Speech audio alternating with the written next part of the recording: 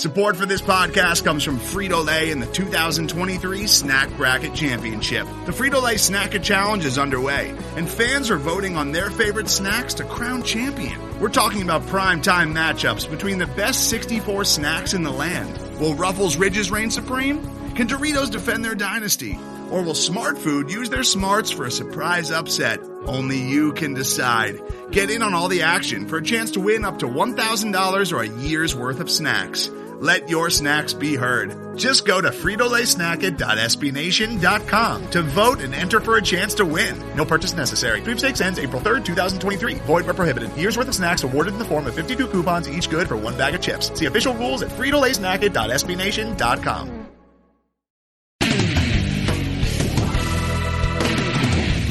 Welcome one and all to episode number 1 of the Black and Gold Banneret Podcast. My name is Jeff Sharon, and alongside me is my good friend Eric Lopez. Eric, how are you, brother?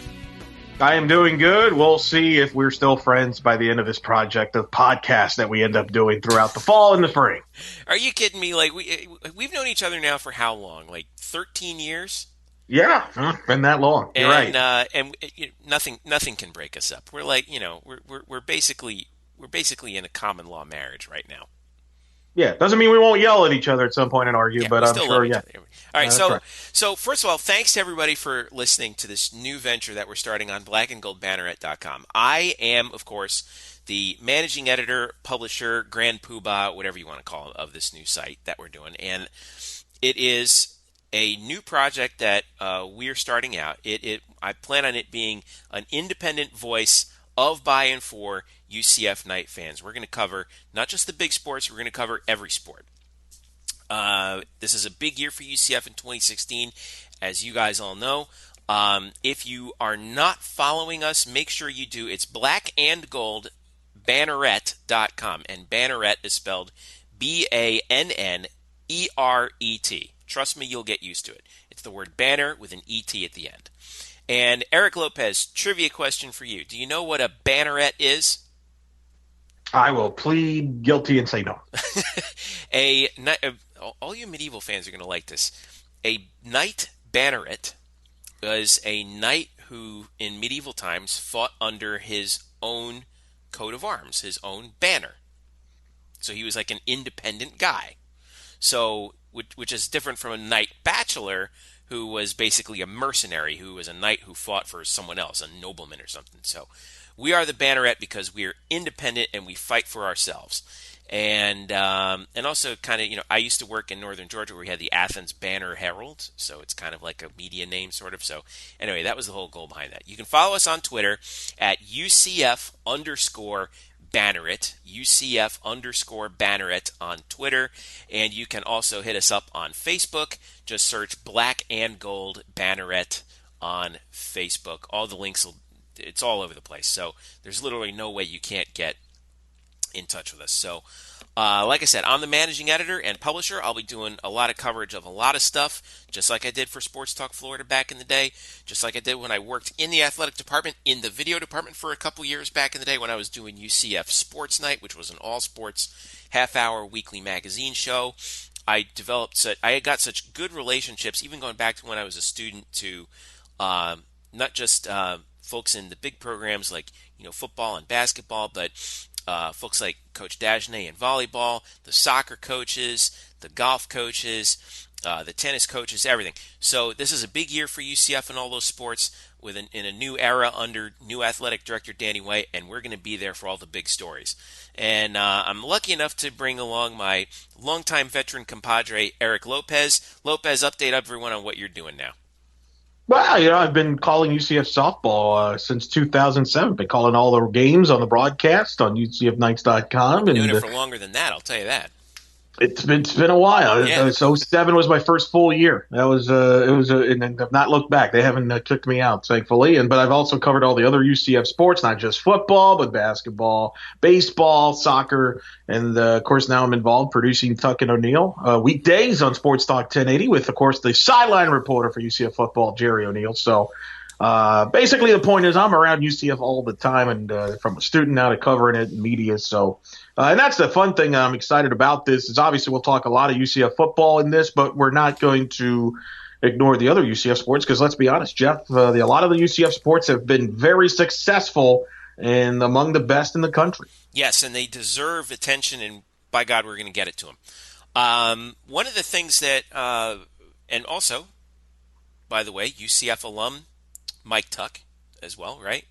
He's That's UCF right. Alumnus. He's an alum, yes. We are UCF alumni. I'm class of 2005. Eric, you're class of 2006, right? Yeah, that sounds about right. Right, it was a while. I stayed there a while. Let's just leave it at that. And like I said, we've been following everything at UCF. You guys all know how tight we've been with a lot of these programs for years. So this is an exciting new venture.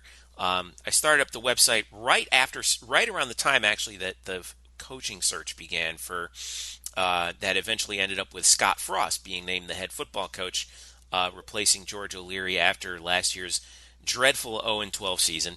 So what we're going to do this, for leading up until football season, this is going to be a weekly podcast. We're hoping to get it out early in the, or rather late in the week, like Thursday mornings. So be aware of it. You can on Thursday mornings because we want to, kind of wrap up things from the week before, but we want to really preview the week ahead for a lot of UCF events because action always gets started on around Thursday leading into the weekend. So make sure there's 3 different platforms where you can get the podcast. If you have an Apple iTunes account, you can subscribe to us via iTunes. If you access your podcasts through Stitcher, which is an excellent platform for podcast distribution, you can get us on Stitcher, and you can just today, Lopez, I got us approved for Google Play, the Google Play Store. So iTunes, Stitcher, Google Play, subscribe to us, give us a good rating, tell us how much you love listening about UCF stuff. If we screw something up, make sure you tell us that too, and follow us on the website all over the place. So you can also follow us individually on Twitter. I'm at Jeff_Sharon. That's Jeff_Sharon. And Lopez, where are you? Eric Lopez Elo there. Keep the positives to me. Any negatives, just send it to Jeff. Yeah, I got a thick skin, so send your hate mail this way so I can just make fun of you. Oh, they will. Don't worry. All right, so let's go ahead and get cranking here. So we are a couple things coming up. On our first few shows, we're going to have some coaching interviews starting next week. I'm working on Tiffany Roberts-Sahadak, our women's soccer coach. We're going to be working on Brian Cunningham, the men's soccer coach, in a couple weeks, and then also Todd Tagenay, the head volleyball coach, as well. We have him on tap. So we're going to do individual shows with each of them. All right, so be on the lookout for that. We've almost got them finalized. I just got to finalize them with the folks over at UCF. And by the way, I want to thank all the guys and gals over at the UCF Athletics Communications Department. They have the hardest job in sports, if you ask me, which is handling all the media requests for a major Division I athletic program. They're the ones who write all the releases. They're the ones who do all the social media. They're the ones who set up all the interviews and handle the coaches, and they balance so many different plates. If you ever see any of these folks, make sure you thank them because they do a great job for us, and we want to thank them for the hard work that they have always done for us. Andy Seeley all the way down. The decorated Andy Seeley, by the way, who's in charge of COSIDA, I think now. Is that true? Yes, sounds about right. Yeah, so so by the way, congratulations to Andy on that honor. Tremendous honor, and it's well deserved. All right, so let's go ahead and talk about what we want to talk about. So we're going to have the coaches next week, and so for this show, what we're going to do is we're going to go over just what we think are the big stories coming out of the summer. Now, things are going to develop, as we all know. Football, as of this recording, football practice starts. We're recording this on a Thursday night, August 4th. Football practice starts tomorrow. Scott Frost's first official fall practice for UCF. And he's not the only one. To me, the big story has been just the giant reset button, Eric Lopez, that athletic director Danny White has pressed with the UCF athletic program. New football coach in Scott Frost, 2 new basketball coaches, 2 new tennis coaches, new baseball coach. He has very quickly, in about 8 months, definitely made an impression on UCF's athletic department, hasn't he? That's an understatement. I mean, it's all new. I mean, it's all brand new. I mean, it's funny, Jeff. When we go campus to all these sports, we're going to see a lot of new faces, and it's going to be a new era. And I think Danny White, and it's not a surprise. He did similar things at Buffalo. Oh yeah, but he's determined to make this a top 25 athletic department, and what he means is top 25 in every sport. He believes they can win in every sport, and I think that's what I've enjoyed from Danny White. Is he's the type that's going to give every sport the opportunity and the resources and help them what they need to get and be successful.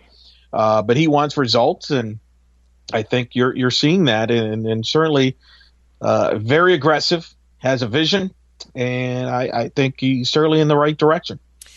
I always get worried when people say, oh, this guy set the tone with this. Like, well, I don't know what that tone is, but he really did set the tone, for lack of a better term, when he hired Scott Frost last December.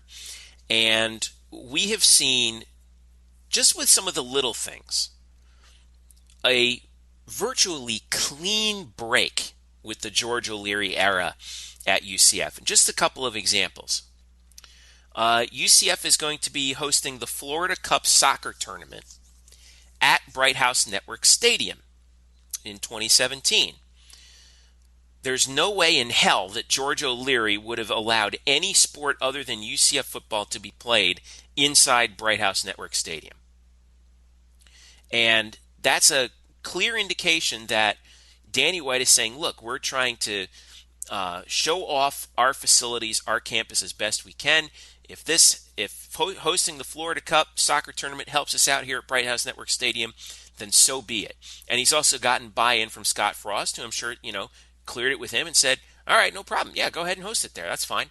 Another example, for the first time, I didn't realize this, for the first time since we were students, Eric Lopez, a UCF football player will wear the jersey number 1. It's a freshman running back by the name of Juwan Hamilton. He's from Homestead, Florida, went to South Dade High School. That's not significant. The fact that anyone is wearing the jersey number 1 is significant because George O'Leary, his policy was, I'm never going to have a player wear the number 1, ever, period, because it's the number 1 and no one is number 1. What other things have you noticed that have kind of been similar to that? Wow. Well, how about the fact that UCF just announced they're going to have concerts at the home game? Jim Blossom, right? Jim Blossoms are coming to right before the September 3rd game. They announced the UCF football concert series.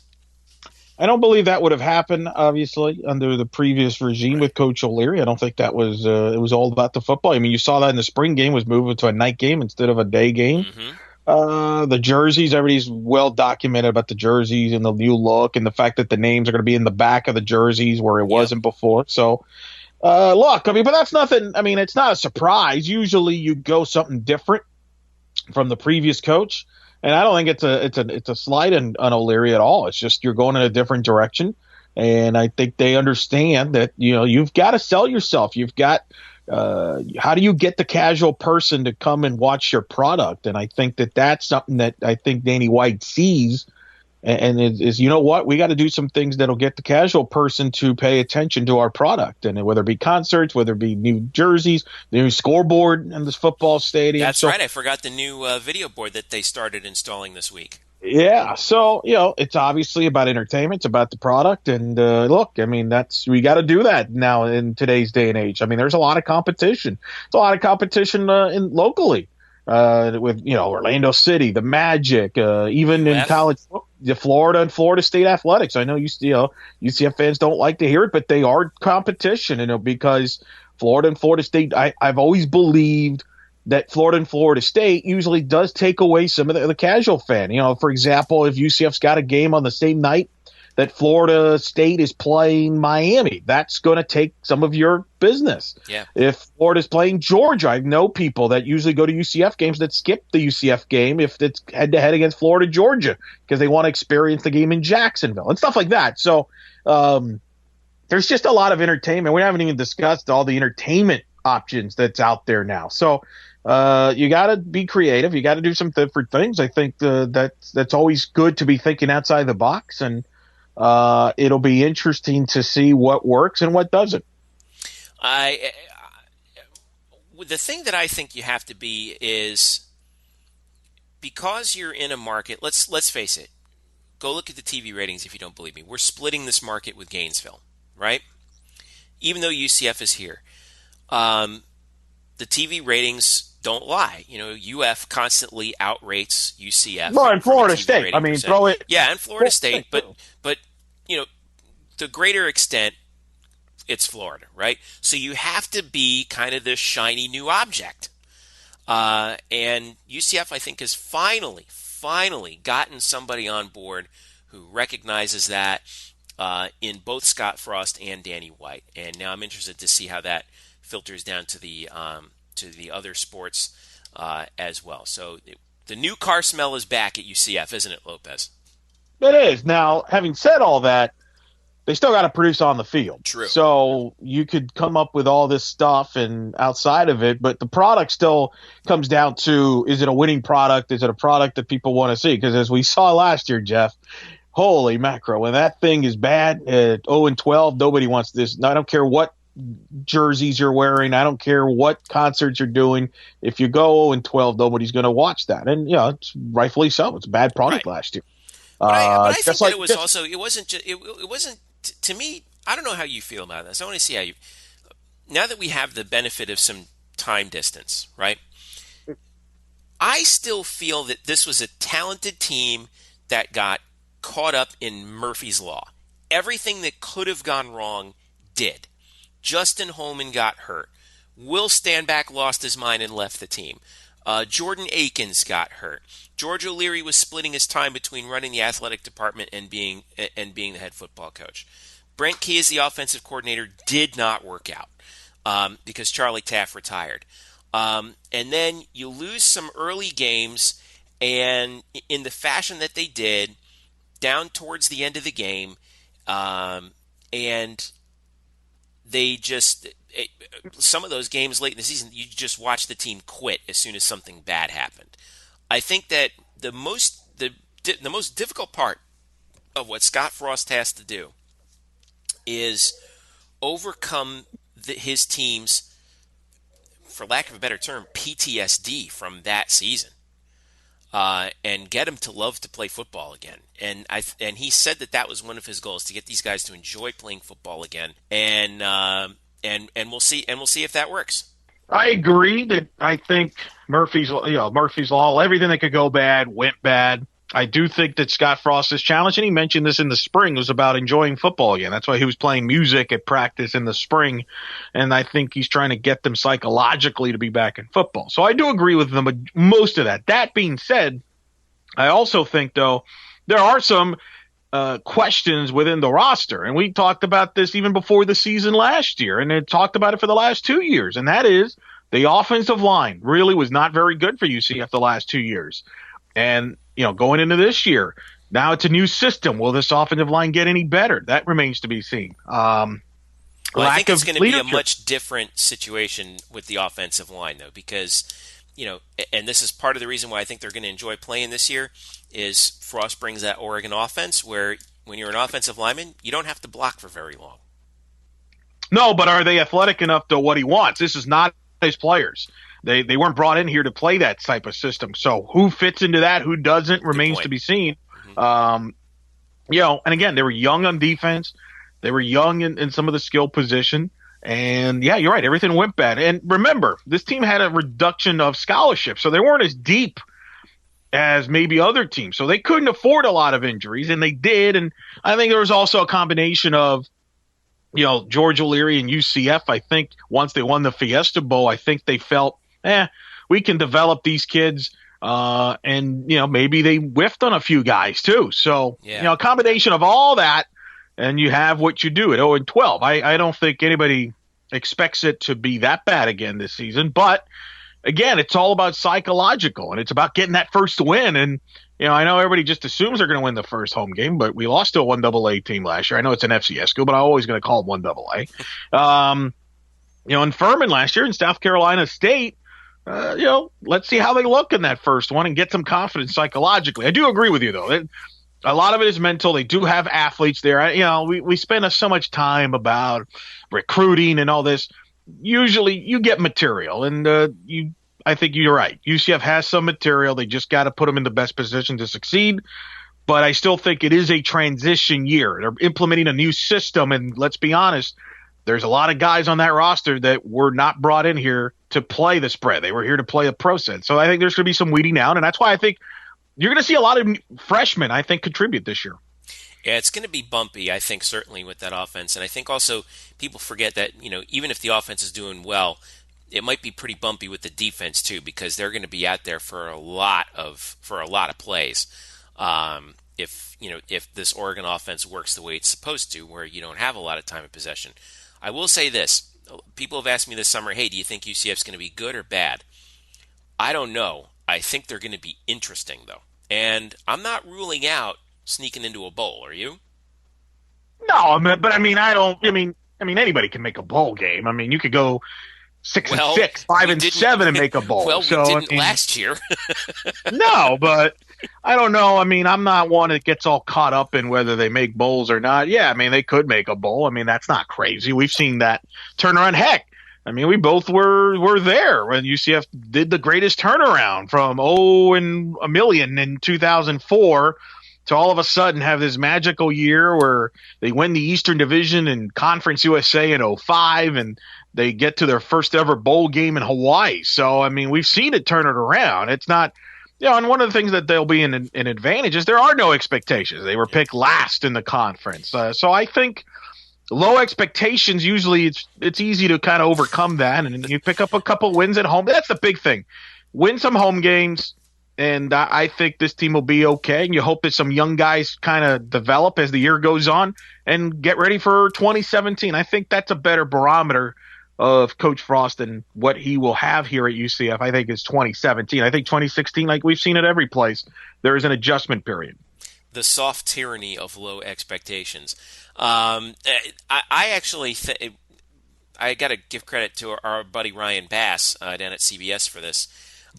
Because he actually went back and looked at the winless teams in FBS since I think the year 2000, and the 2005 UCF team coming off that 0-11 year in O'Leary's first season was the one that actually put together since then the best follow-up season to a winless year in FBS. Everyone else has kind of gone, but hovered around 500. I think I can't remember. I'll have to go back and check with Ryan. I can't remember if anyone's made a bowl game, but yes, there's precedent if you're UCF, but the odds are not in your favor. But it'll be interesting. Now, Scott Frost, not the only new head coach who's going to be walking around campus this year.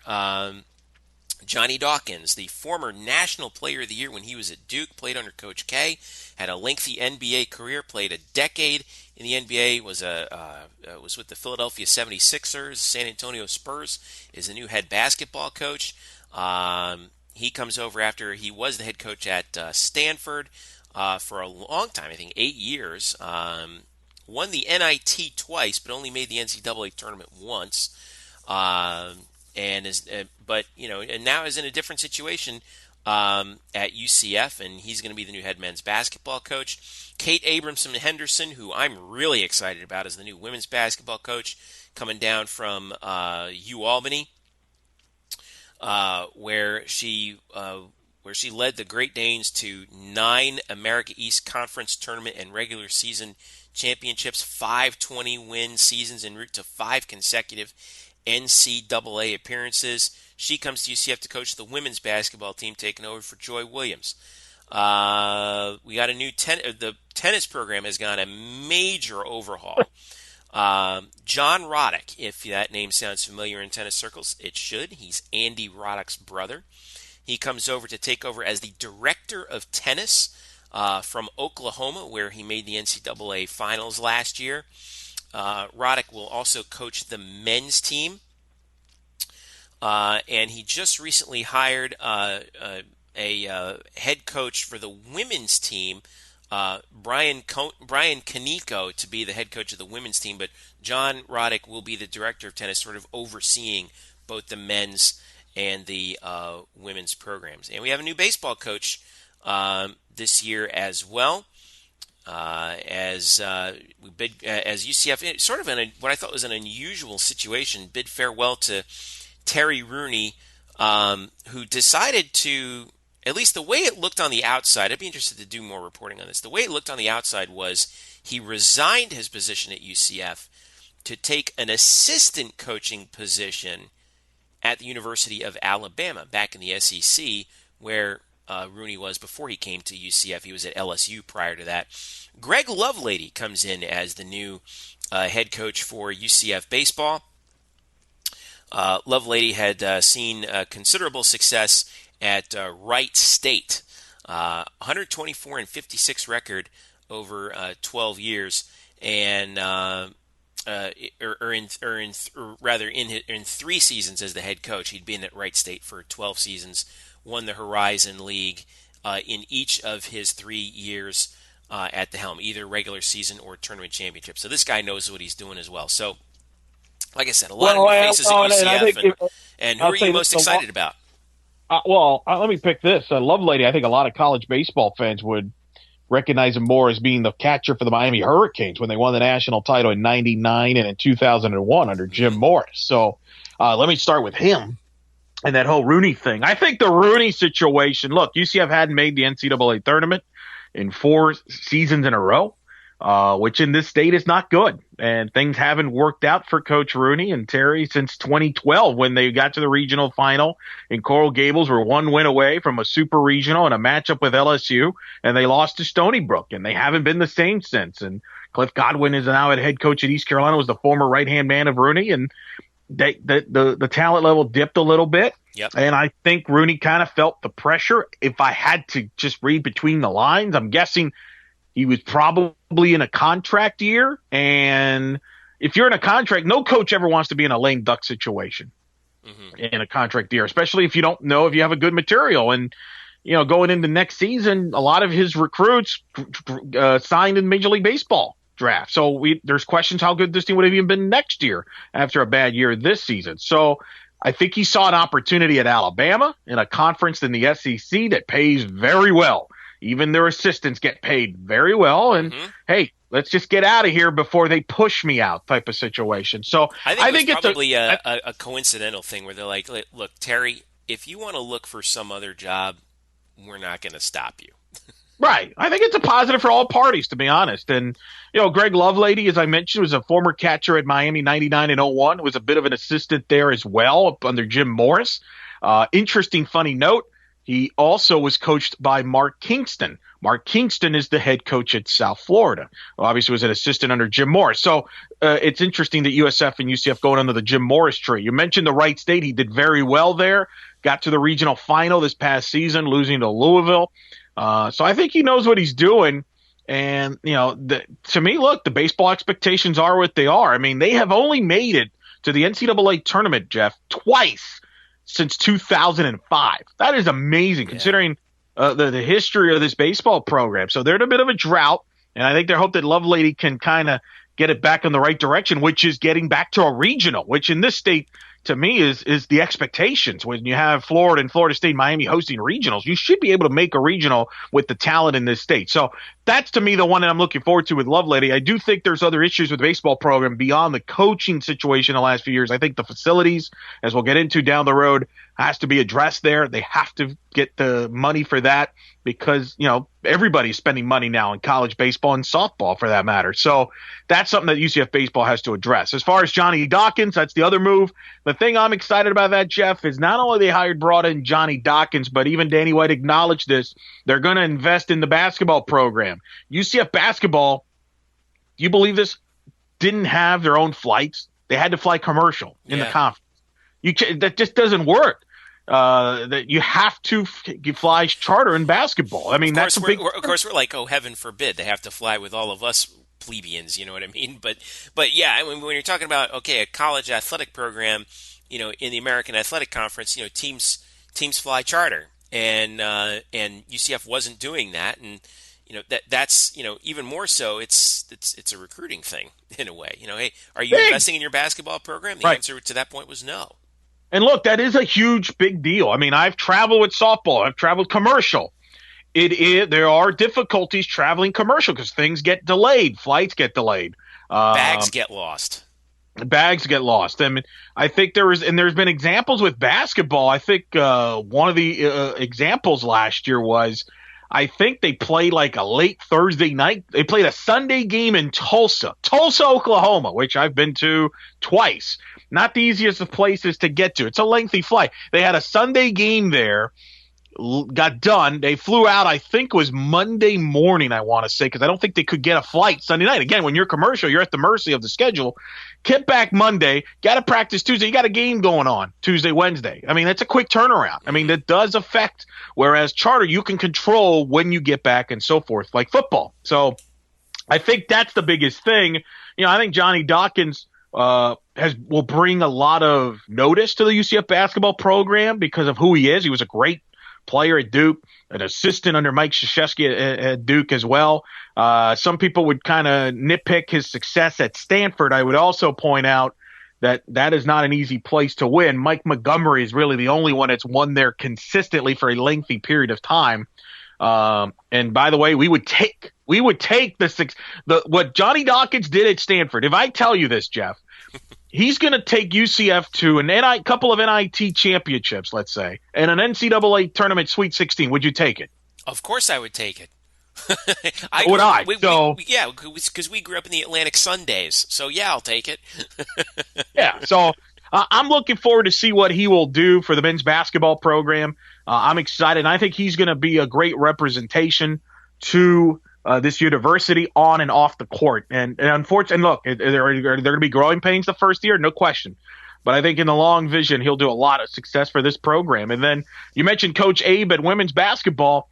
The only thing I'll say about that is Florida State, Miami, and USF all made the NCAA tournament in women's basketball last year. So that's the goal. I guess that's the goal that they want for women's basketball, and we'll see how she does. Couple interesting points I wanted to point out on the basketball programs, and you mentioned Danny White investing in men's basketball. Basketball is Danny White's baby because he played basketball at Notre Dame, and he comes from a basketball family, and his dad is the AD at Duke with Coach K. That's the connection with Johnny Dawkins. You better believe there's going to be a serious investment in basketball. And I did want to give one quick shout out to a couple of people who joined the basketball staff. You mentioned Greg Lovelady being a player at Miami. UCF did hire Johnny Dawkins, hired one assistant for his basketball team that also played for Miami under Leonard Hamilton named Kevin Norris. Growing up in South Florida, I remember Kevin Norris playing.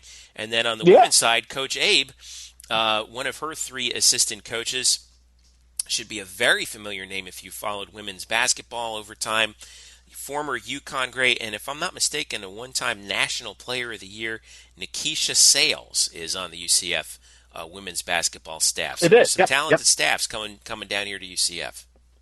It is, and so it's going to be interesting. Look, John Roddick, you mentioned the tennis coach. That's a huge story that I am looking forward to, and I'm looking forward. And this is the thing I'm excited about going in this adventure with you is we're going to get into that stuff a lot more. I think the rest of the media is kind of, it's college tennis. This is a bigger deal than I don't think than a lot of people really can comprehend. And I'm not even talking about the UCF tennis. This goes beyond UCF tennis. This goes into the USTA, which is the United States Tennis Association, that where UCF tennis is going to call their home now. They're going to be playing in a brand new facility. Yeah, the USTA training facility down in Lake Nona, which is opening up. Right. No longer playing on the rec courts next to the pool over by the rec center. They got some serious tennis facilities now. It's a little bit of a drive, but this is a serious investment in UCF tennis. Huge. I mean, John Roddick, Look, and we're fortunate in that we have mutual friend that works in college tennis. So this is where the information is coming from. But John Roddick was a guy that has led Oklahoma to the national championship runner-up. I mean, they've been right there for the national champion. He's one of the top coaches in the country. And you don't just get him. Like, UCF spent a lot of money for him, and I think the USTA was a big part of that. It'd be the equivalent of like getting one of the top college football. Can you imagine like if an Urban Meyer came to like a UCF for football? I mean, that's how big this thing is. And I think there's a business side of this that could help the community a lot, because I think the USTA has big plans. I think you're going to see the NCAA tournament in Orlando become a big factor. They're hosting. I would not be surprised if the ATP Tour, which is the men's tennis tour in professional tennis, or the WTA, the women's tennis, if they start maybe having an event in Orlando. So this is a fascinating project that, as we get closer to that, I'm really looking forward to kind of looking into and hopefully get a chance to talk to Coach Roddick about it down the road, because I think people have kind of, it's college tennis, and I get it. Nobody really cares about college tennis in the big picture of things, but we're going to start caring about college tennis around here. Well, look, and this is the thing. I mean, UCF's going to be a player now in tennis, in both the men's and women's tennis, going back to what we talked about. Danny White wants his programs to be top 25, and I'm going to defer to you because you spent a lot of time, as you mentioned, with your in UCF. Tennis has always been interesting to me, of the lack of success with tennis. Florida's been successful. I mean, it's a great state, great weather. Bobby Cashman was there for a long time, but really there were probably not a lot of finances backing it up. But it's fascinating that tennis, of all the sports, really doesn't make the NCAA tournament, doesn't have a history of making the NCAA tournament often at all. Like, golf has made it, every sport. Tennis has just always been lacking. Well, the hire of John Roddick, as I mentioned when it came down, it wasn't just, and as much as I loved Bobby Cashman and Stephanie Nikitas, the two head coaches for tennis at UCF, they'd been there for a while. I think that they kind of maxed things out. They couldn't, given what was invested in their programs, they couldn't go any higher than where they were. John Roddick comes in, and his hiring was not a bid for national relevance. It was a bid for national prominence in tennis. And I can't wait to get Coach Roddick on the phone in a later episode of our podcast to talk about his vision for what UCF tennis is going to be. Speaking of visions of UCF athletics and what it's going to be, let's talk about our other story coming out of the summer. That was this story just won't die, and it just drives me and other media members absolutely crazy, because fans just eat this stuff up, and it's the talk about the Big 12. So, in case you've been living under a rock, the Big 12, back in their conference meetings actually a few months ago, it didn't look like they were going to expand. The Big 12, of course, has 10 teams in it. They didn't have a conference championship game. They all of a sudden decided to stage a conference championship game with the two largest, or with the two best teams in it out of their 10-team league. Okay, they got NCAA approval from it, to stage a championship game with less than 12 teams, whatever. Didn't think that they were going to expand. At the latest conference meeting, all of a sudden, the commissioner of the Big 12, Bob Bowlesby, with Oklahoma president Dr. David Boren alongside him, comes out and says that he got the okay from the college presidents who are in the Big 12 to begin an exploration, essentially, of candidates for possible expansion. So how does this get interpreted? Of course, it gets interpreted exactly the way you think. Suddenly, it's being played out in the media that this is a bona fide guarantee. Big 12's expanding. The only question is who and by how many. Well, a couple people, including the president of Iowa State, of all people, said, hey, slow your roll there a little bit. We haven't decided to expand. We're just going to sort of dangle our feet a little bit into the water and see what comes out. And then this is the big story that happened over the past week. John Outran And Michael Smith of Sports Business Journal put out a piece that said that the Big 12's TV partners, Fox and ESPN, were really not happy with the fact that the Big 12 was thinking of expanding because they were calling it basically a naked cash grab, which it was, because the conference shares of revenue are they're not going to divide the pie from 10 pieces to 12 or 14. Whatever 2 or 4 extra teams, they're going to get an equal share, or they're going to eventually build up to an equal share of whatever everyone else is making off the TV revenue, according to the contract. So what does this mean for UCF? Well, UCF obviously is in the thick of the expansion speculation, but I keep telling everybody, those who speak don't know, and those who know don't speak. And there's a tentative timetable, which the Big 12 doesn't give two craps about timetables, that eventually we'll find out how many and who before the beginning of football season, which is now less than a month away. And this story just won't die, and it's driving me crazy. Lopez, please talk me off the edge. Well, I mean, I've not been thrilled about it either because, I mean, the narrative changes, and I've been very consistent with this, and so it drives me nuts because I feel like I've been very repetitive on this. They are going to expand. I think what happened was they were not going to expand for another year or two, probably. But what happened was the ACC came out with, hey, we're going to have a network by 2019. Right, and the Big 12 is going to be basically producing it. Sure. And I think that set off the Big 12 because they're like, wait a minute, when we spoke to you guys, ESPN, and you said there was no money for a network with all the cost cutting, with the cords being cut and cable and stuff like that. So what's going on? And I think there was some of the schools that were agitated, and I think they decided, you know what? Let's expand because there's a clause in the contract that, hey, if we expand, they got to pay us more money. So I think that's where it is. And I've said this for the last 3 years. The hardest thing for this Big 12 is not to agree to expand. I mean, anybody can agree to expand. It's agreeing on who to expand with. And I think that's still the biggest question as we move forward with this is, A, do they expand at all? Can they agree on who to expand with and how many?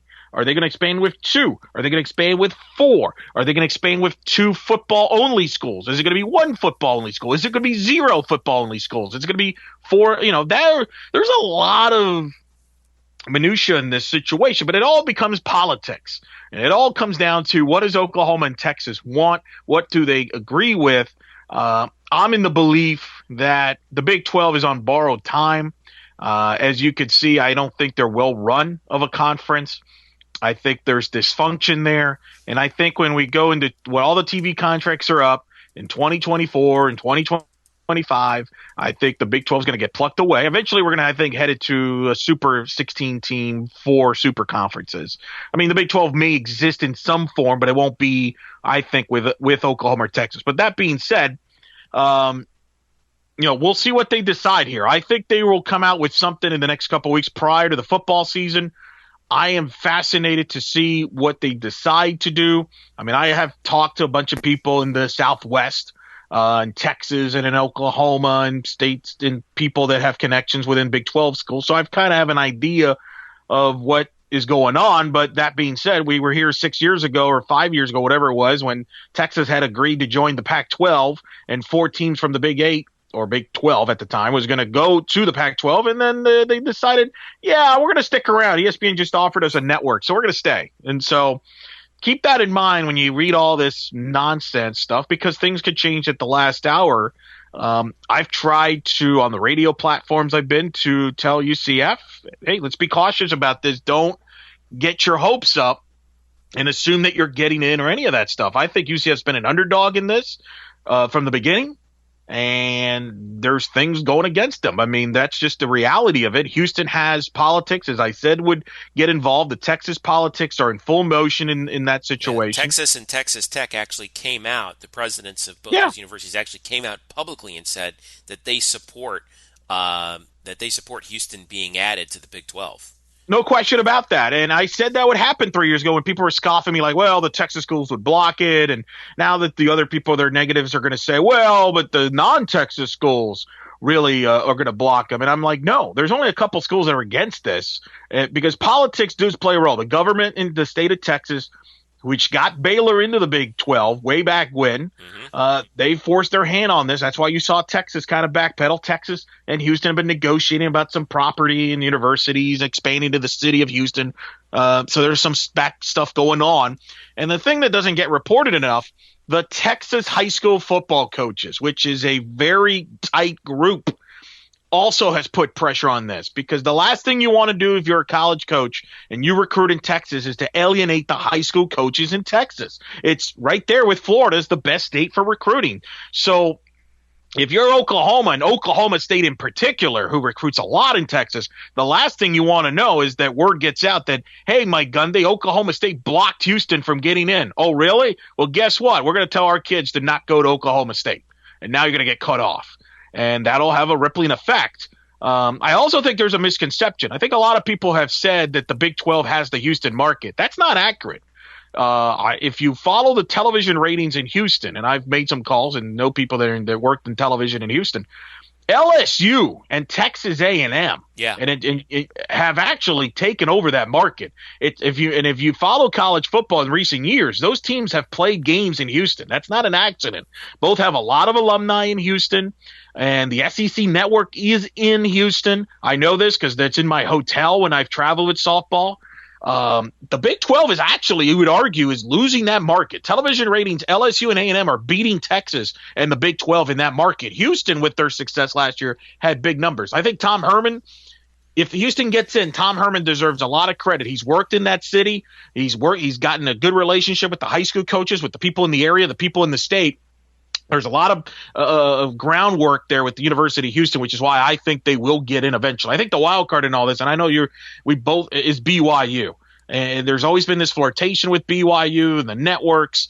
Will BYU get in as football only? Will they get in at all, or will they get in all sports? Because I think that's the most interesting thing is how do they get the BYU thing going? Because to me, if they bring them in as all sports, there's a lot of logistic issues there. Yeah, I mean the Sunday play thing with BYU, obviously not playing on Sunday for religious reasons is the biggest sticking point, which is why I actually don't think they're going to get into the Big 12 in any sport. I think they've had a pretty nice setup as an independent, and they kind of like being the Mormon Notre Dame, if you will. You mentioned Tom Herman deserving a lot of credit. If Houston does get in, he's also going to get some credit for that credit because he's got a $5 million clause in his contract where if Houston gets into a big-time conference, they owe him a $5 million check. Let me ask you this. At gunpoint, how many teams get in, and is UCF one of them? Man. Let me just say this. I would not be surprised if they announced they go by 2 teams for this year, for 2017, and then say, we'll expand in the future 2 more teams. I could say, I think Cincinnati, or I'll say this. If you put a gun to my, I think Cincinnati is the closest thing to a lock because of geography. Even over Houston? Yes, because they will be they fit as the travel partner with West Virginia. They're good in football and basketball. Now, there are critics, and I've heard this, that their facilities are not that great. Their fan base is not that great. But they want to address that whole West Virginia situation, which has been a nightmare for Big 12 schools in all their sports traveling-wise, because West Virginia is just in the middle of nowhere out in the east there. So they want to get that addressed. And Cincinnati makes a lot of sense. It's the closest thing to West Virginia that they can find. I believe it's something like 500 some miles away. So I think for that reason, I think they get in. The Houston, I'm not going to say is a lock because things can always happen in the last hour and they get backstabbed and stuff like that. I think it's Cincinnati, Houston. I disagree with you. I do think BYU will get in, but I think they get in as football only. And I think the reason they get in as football only, part of this is because Big 12 wants to grab as much money as they can. And whoever is going to be the new members are not going to get a big piece of the pie. That's part of the strategy. They're going to get it phased in, just like they did with TCU and West Virginia when they joined. But even with even less money, because there's no, the schools that are coming in have no leverage. I do think BYU will get in because I think television wants it, and from what I've been told, Oklahoma wants BYU in, and the appeal that they have. So I think they get in, but it's football only. But I'll say this. If BYU gets in for all sports, you think I'm going to be crazy on this, watch out for Colorado State. And let me give you a name, Jeff. Yeah, that's interesting. Let me give you a name. Joe Parker. Nobody in this audience right now that's listening knows who Joe Parker is. Joe Parker is the athletic director at Colorado State. You know where he worked prior to Colorado State? Probably in the state of Texas. Correct. To be specific, 2 schools in Texas. One is Texas Tech. The other one was at Texas. Oh, by the way, he also worked at Oklahoma. And as recent as in the last decade. So in other words, nobody in this process, that's as far as the schools that are plotting or trying to get into the Big 12, probably knows better what that conference is thinking, and more specifically, what Texas and Oklahoma is thinking and want to do than Joe Parker. He's been at all the big places. They just built this over $200 million football stadium that's going to open in 2017. If you know history, the Big 12 has history with the state of Colorado, with the Buffaloes being in there. Fort Collins is about an hour away from Denver. Many Big 12 schools have done that trip, and more specifically, people forget that Colorado State program has been quite successful for a while, going back to Sonny Lubick, the old head coach there. That's a pretty good program that they have over there, kind of like a UCF of the West, of the Mountain West, if you will. Yeah, I mean, they haven't had the success. You know, they've been shadowed by Boise State. Boise State, throw them out. No shot. I mean, it doesn't. I think that's more of media creation.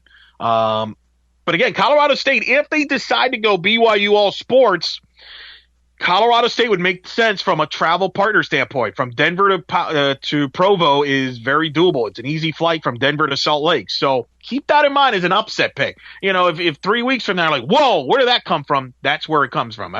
Just as an underdog. If we had odds and I would make odds, that's not a terrible odd. They'd probably be a long shot there. But, I think Connecticut's interesting. I think that's a bipolar situation. It's very difficult to get to Colorado, but they're a brand because of their basketball. That could go either way. I think for UCF standpoint, a couple of problems they have is they don't really have a travel partner in all of this. And what they're going to have to sell is the fact that anybody can get to Orlando and fly and in and out. But the problem is this conference is not in the East Coast. Like if the Big 12 would have had Louisville, for example, instead of West Virginia, that's a little more further south. I think that would be more in play for UCF. If a Memphis, for example, or a USF was involved, they could partner with them and get in. But I don't think that's the case they're going with. And I've traveled, and part of the other issue is identity. People still don't know who UCF to the casual person. A lot of people, I get this all the time when I've traveled with softball and other stuff. Hey, UCF, where is that at again? What? Florida? You guys are Florida? What does that UCF stand for? That's why I've always been. I laugh when some people get upset because they refer to us as Central Florida. I'm like, I'm just glad they know people know where Central Florida is. I only get agitated when people confuse UCF and USF. All right, so is that the school over by Disney?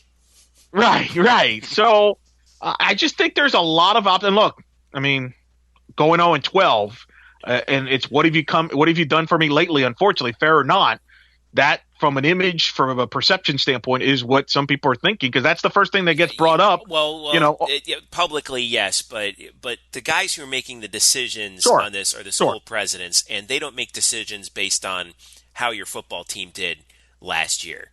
Because that can go up and down. I mean, look, Texas right now is down. What are they? Are they going to get kicked out of the Big 12? Of course not. No, but there is a PR standpoint to this, and you know this, Jeff. I mean, they want to make a splash, and the last thing they want to do is bring in a bunch of schools, and people are like, why did you bring that school in? I mean, that school just went 0-12. I mean, it's silly, but there is a factor into this. At the end of the day, I think they'll eventually go to 4, and I think Cincinnati will be in. I think Houston will be in. I think BYU is going to be in football only, and I think it's going to be Connecticut just because of the brand. Connecticut, wow. Really? And this is why. And it's silly, and you're going to rip it, and I'm going to rip it. What is these schools always have this fascination with the Northeast. It's kind of like when the Big Ten went to grab Rutgers. Oh, Rutgers, Piscataway. Yeah, it's close to New York.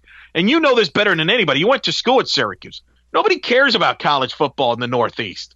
But yet, these conferences always are obsessed with that market. They feel they can tap into it. And I just have a feeling that the Big 12 is going to reach and go for Connecticut on that. I'm not saying, and again, let me just paraphrase. I don't agree with this direction. I'm just telling you what I think will happen. If it was up to me, I would go UCF, Cincinnati, Houston, and Memphis even. But I don't think they're not going to do that. So I just have this feeling, Jeff, you know this, the Big Ten did this with Rutgers, which is about as pointless of a move as it gets, except they just wanted it because they want to have an excuse to put the Big Ten network in the Northeast. I think the Big 12 is going to do something similar to that with Connecticut. I just have a feeling.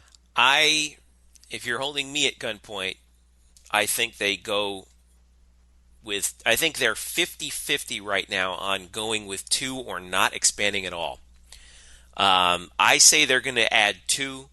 I think it's going to be Houston and Cincinnati, and I think we get frozen out of it. Now, that's not what I want to happen. Now, all these, I apparently have developed a reputation over the years of being of poo-pooing UCF in the Big 12, which is not true. I really want UCF to be in a Power 5 conference because UCF deserves to be in a Power 5 conference. But it's not UCF's call, and there's really nothing that UCF can do actually, on the field, on the court that can really affect it. Now, we have the media market thing going for us, but there's no network for the Big 12. They say, you have that Florida recruiting base. Well, Charlie Strong is the head coach of Texas. He recruits Florida. Bob Stoops is head coach of Oklahoma. He recruits Florida.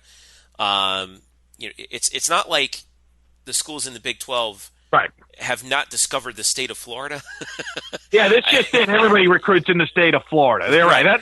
I do agree, and I'm glad you brought it up. There's some of the thoughts that have been brought up. Well, this is why you need to bring UCF. Hey, it's a pipe. It's tap into Florida. Everybody recruits in Florida. If anything, if you're Oklahoma and Texas, and this is probably one of the reasons they don't want UCF in. Right. The last thing you want is for Iowa State to have an excuse to get in the door in Florida. Oklahoma and Texas doesn't need UCF in the conference to get to recruit in Florida. It's the Iowa States of the world that need UCF in the conference, so they have an excuse to go to Florida, so they can tell their kid, "Hey, we're going to play UCF every other year or whatever." So we can come to Florida and come here and you'll still visit Florida. Oklahoma and Texas, those power schools don't need – that's an overrated logic of a reason to have a team in. I agree. Yeah, you're right. I really want UCF to get into the Big 12. I've been disappointed by this before. We saw what happened with the Big East after we fought for a decade to try and get into that conference. If I were king of the world, I would force UCF and USF into the Big 12 along with Cincinnati and Houston. But I haven't gotten my campaign going yet. I really hope we get in. It's just something that we're going to have to follow. And then all of a sudden, we're going to see white smoke coming out of the chimney, and we're going to find out, hopefully in the next few weeks. I just wouldn't be surprised if they decided, no, we're not going to expand at all. And stand pat, and then they've played us all for fools just so that they could get some extra attention during the off season, as I feel that they really enjoy doing. So, no, I agree with that. Now, if they do expand, you're saying they're just going to expand to 2, or are you saying they're going to expand to 2 for now? If you hold me at gunpoint, I say that they expand to 2, and then that's it. All right, I'll disagree on that. I mean, they might just announce to expand by 2 now, but then I think they would add 2 next year or 2 years from now. But you're right. Look, I hope you're right. I really hope you're right. And if you're UCF, you need it to be 4. Yeah. I would be stunned if UCF got in as one of 2 options only. But yeah, I like I said, with these people in charge, you just never know. That's why I don't feel comfortable making proclamations from that standpoint, because these people can change on a dime, and there's going to be a lot of negotiations, and I think what you're going to see is kind of like in politics. Hey, we'll let this school in, but you got to let that school in, and we'll give you these votes and stuff like that in the background. Keep this in mind. Houston plays Oklahoma the first weekend of the season in Houston at Reliant. David Boren, who's a big part of this, the president of Oklahoma, and they're all going to be in Houston. Do you really think they're going to block Houston as they're going to make their ways to Houston, Texas for that game? Right.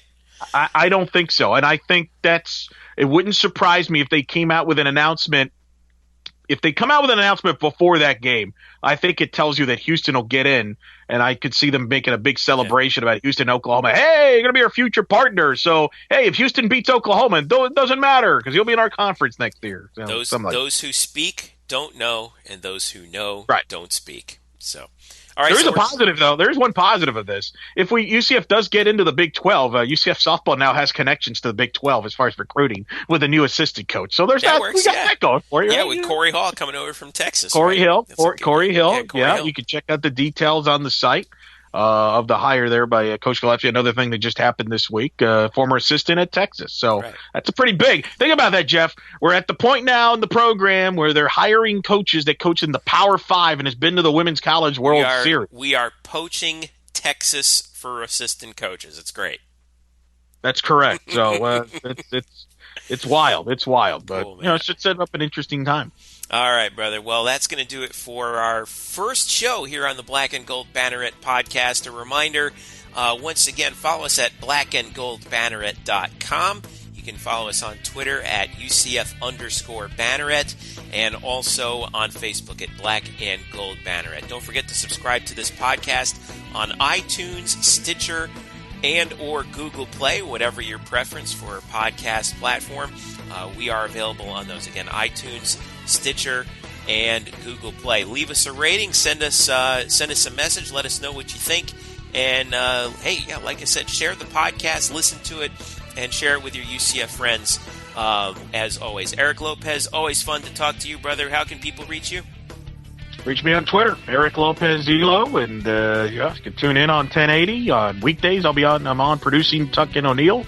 It's all usually 3 to 7, and that'll be fun. And I'll have other activities I'll be doing. You can follow me on Twitter for all the details on that. Indeed, and you can follow me at Jeff_Sharon, where I will be posting all kinds of stuff coming up. I'm going to be doing I got a couple things coming down the pike that'll be fun as we head down as we get ready for the fall. Man, it's we're recording this on Thursday, August 4th, and the UCF Athletics season is right around the corner. So, Eric, good talking to you, brother. Always a pleasure, Jeffrey. And thanks to you for listening on our first episode here of the Black and Gold Banneret Podcast.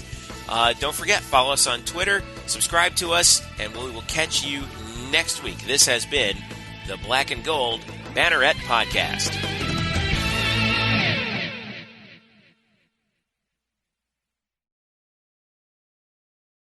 Today's episode is brought to you by Cars.com. With over 2 million vehicles and 50,000 more added every day, Cars.com will match you with the perfect car for you, your budget, your life, your style. And if you're ready to say goodbye to your current car, Cars.com will get you an instant offer to cash it in. Just start by entering your license plate and get matched with a local dealer who will write you the check. So whether you're looking to buy or sell, just go to Cars.com. It's magical.